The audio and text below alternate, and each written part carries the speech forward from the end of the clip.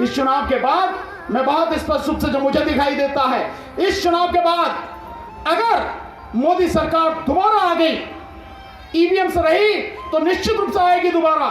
405 सीटों से ज्यादा की वो सेटिंग कर चुके हैं और कई पार्टियों को पूरी तरह से सुपड़ा साफ करेंगे, ठिकाने लगाएंगे।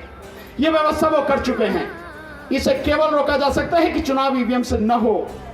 तो साथियों, अगर ये चुनाव ईवीएम से हो गया, आप मोदी सरकार को रोक नहीं पाएंगे। और अगर मोदी सरकार आ गई तो फिर जैसे मैंने कहा, वो दोहराता हूं कि वो दाढ़ी वाला निकल के आवेगा 8 बजे, सफेद दाढ़ी वाला, और कहेगा वोट बंद, और कहेगा कि भारत का संविधान ये खत्म। आज से भारत का संविधान ये है जो मनुस्मृति पर आधारित है।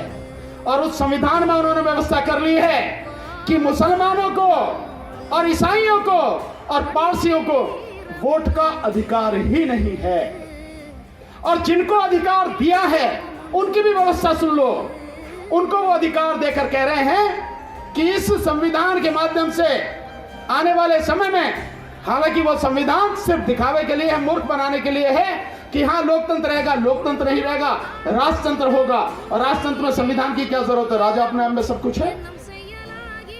राजतंत्र तो थानों से चलता है, अदालतों से थोड़ी चलता है, लोगों से थोड़ी चलता है, वो तो थानों से चलता है। लेकिन फिर भी जिस संविधान की बात कर रहे हैं उसमें कह रहे हैं कि संविधान के माध्यम से हिंदुओं को, बौद्धों को, जैनों को और सिखों को वोट का अधिकार होगा। मुसलमान कभी भ्रम में रहते हो, मुसलमानों को अधिकार नहीं है, ईसाइयों को अधिकार नहीं है और पारसियों को अधिकार नहीं है। इनको तो यूं ही साफ कर दिया। अब आप हिंदुओं की बात आ जाओ। अगर यह संविधान मनुस्मृति पर लागू होगा तो मनुस्मृति में आपकी क्या स्थिति है भाई? भाई एससी और एसटी कौन है? ओबीसी कौन है? महिलाएं कौन हैं? मनुस्मृति के हिसाब से आप सारे के सारे लोग शूद्र हैं, शूद्र। और शूद्र को मनुस्मृति के हिसाब से कोई अधिकार नहीं होता।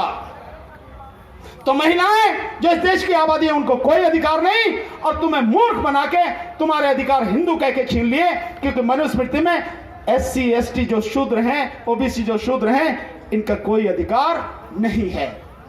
यह है षड्यंत्र जिसके माध्यम से आपको अभी नीरज भाई ने बहुत बढ़िया तरीके से बताया कि आपको मूर्ख बनाया जाता है। लेकिन मजेदार बात यह है कि आप मूर्ख बन जाते हैं और बनने के बाद फिर कहते हैं अगली बार आना।